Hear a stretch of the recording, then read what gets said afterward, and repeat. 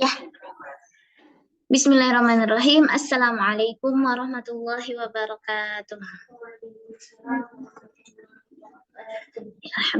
Alhamdulillahi rabbil alamin wa bihi nasta'inu ala umuri dunya waddin wassalatu wassalamu ala asyrafil anbiya'i wal mursalin wa ala alihi wa sahbihi ajma'in amma ba'du. Rabbi syrah lana sudurana wa yassir lana umurana wa hlul 'uqdatam min alsinatina yafqahu aqwalana. Rabbi zidna ilma warzuqna fahma. Amin. Ya, pada kultum kali ini insya Allah cuman sebentar, semoga sebentar. Aku mau bahas sedikit tentang qadha salat ya.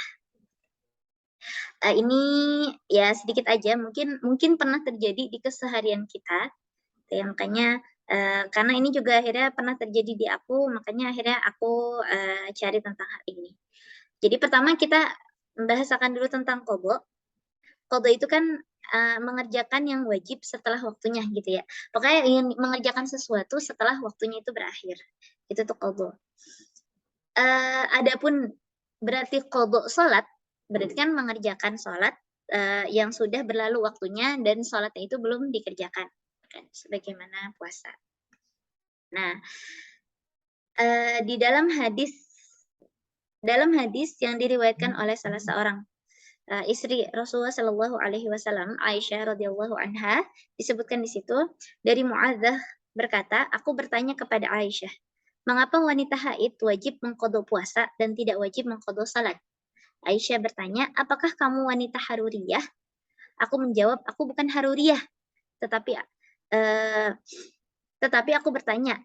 Aisyah berkata, kami para wanita mengalami haid, maka kami diperintahkan untuk mengqadha puasa dan tidak diperintahkan untuk mengqadha salat. Hadis riwayat Muslim. Ya.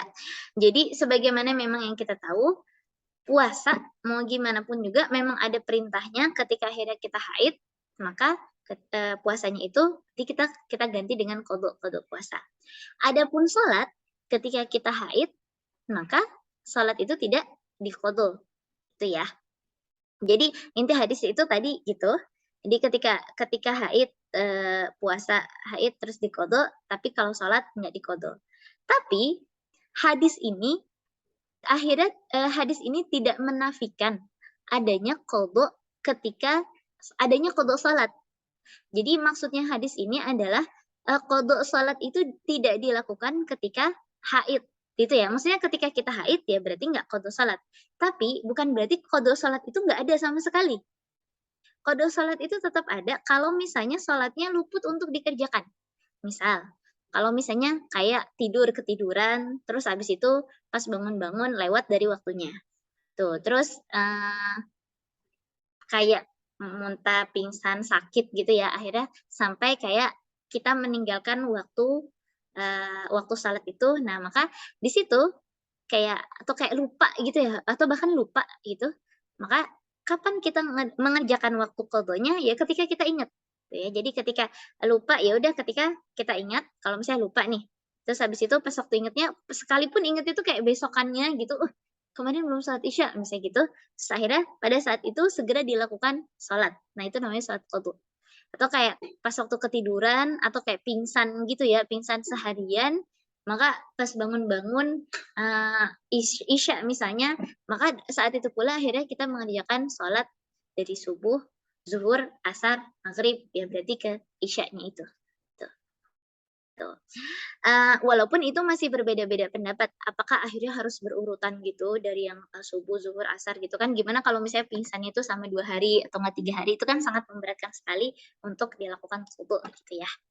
Tetapi ijma ulama itu menetapkan ketika akhirnya salat itu terluput, apalagi dalam keadaan maksudnya apalagi uzurnya itu uzur syar'i. Uzur syar'i itu kayak tadi sakit, terus kayak muntah, terus pokoknya apapun itu dan sampai terlewat maka harus diqadha dan itu merupakan suatu ijma ulama.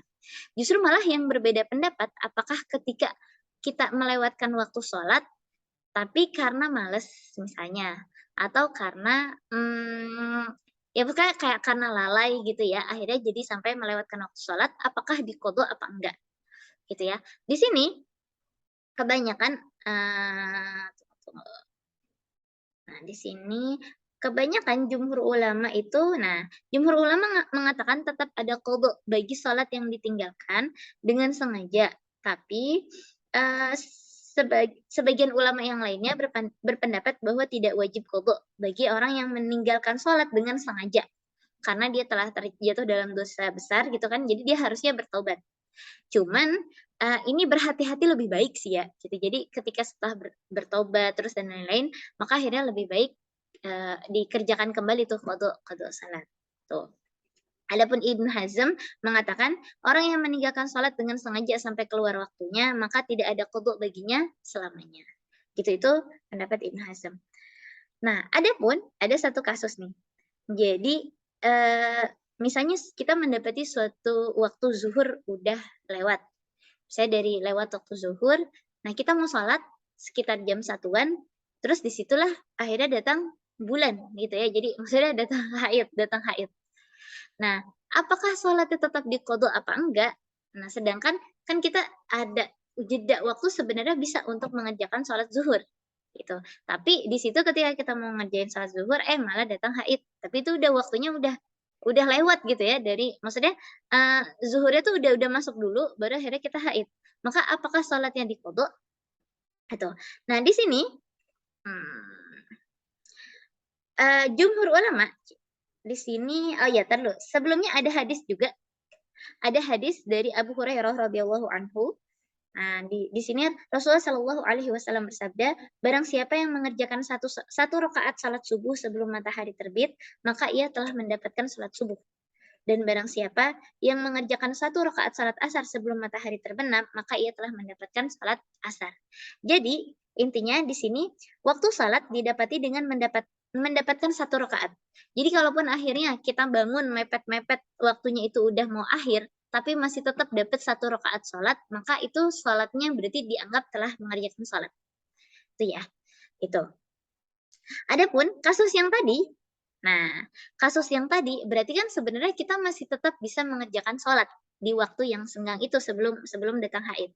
Nah, maka di situ cara untuk berhati-hatinya itu adalah dengan, maksudnya, sebagai kehati-hatian ya. Jadi lebih baik kita ganti waktu sholat yang, telah terlewat itu, gitu ya. Jadi lebih baik waktu sholatnya itu kita ganti. Jadi kapan kita menggantinya? Setelah kita suci, terus mandi besar. Nah, makanya di situ akhirnya sebelum sholat kita lakukan sholat-sholat yang lainnya, maka sholat yang ketinggalan dulu, yang pas waktu kita qadha itu. Ya yang pas waktu yang sholat yang tertinggal itu karena, kita datang bulan itu. Jadi bukan karena sholat yang semuanya pas waktu kita datang bulan, tapi sholat yang tertinggal karena kita lalai itu tadi, ya sebelum datang bulan atau haid. Itu sih. Nah, jadi di sini Syekh Ibnu Utsaimin rahimahullah membawakan menyebutkan pendapat lain. Jadi ada pendapat lain juga tentang sholat tidak perlu diqodho, tapi beliau lebih cenderung kepada, yang diqodhonya itu. Jadi untuk kehati-hatian, gitu ya. Nah, pendapat untuk qodho sholat dalam kasus ini dibahas oleh jumhur ulama.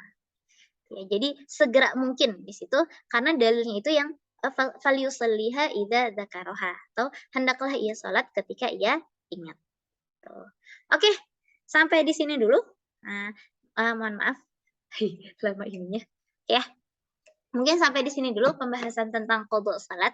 Jadi memang bukan berarti kesimpulannya adalah bukan berarti meniadakan sama sekali qadha salat, karena ada hadis yang menyebutkan kalau kita tidak diperintah untuk mengqadha salat ketika haid.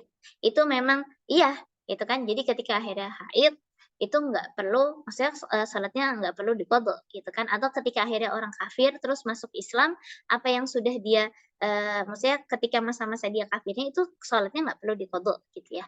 Jadi, yang perlu diqadha adalah ketika sholat itu terluput karena uzur syar'i, misalnya kayak muntah dan lain sebagainya, ataupun karena bukan uzur syar'i ya, misalnya kayak, males sampai kayak atau enggak main-main akhirnya sampai kayak terlewat waktunya. Kayak sih itu bahkan lebih lebih utama gitu untuk diqadha gitu ya secara adab gitu. Walaupun ada yang berpendapat itu tidak perlu diqadha. Sama pun halnya ketika akhirnya kita mendapati, datang haid ketika waktu salat itu telah masuk dan di antara waktu sholat masuk dengan yang haidnya kita itu sebenarnya bisa melaksanakan satu rakaat walaupun satu rakaat sholat gitu ya. Jadi itu ketika akhirnya nanti kita, suci kembali maka itu harus diqadha. Itu sebagai kehati-hatian saja. Ya, cukup sampai di sini. Jazakumullahu khairan. Mohon maaf lahir batin. Kita tutup dengan kafaratul majelis. Subhanakallahumma wa bihamdik asyhadu an la ilaha illa ant astaghfiruka wa atubu ilaik. Kurang lebihnya saya mohon maaf. Wabillahi taufiq wa hidayah. Wassalamualaikum warahmatullahi wabarakatuh. Oke.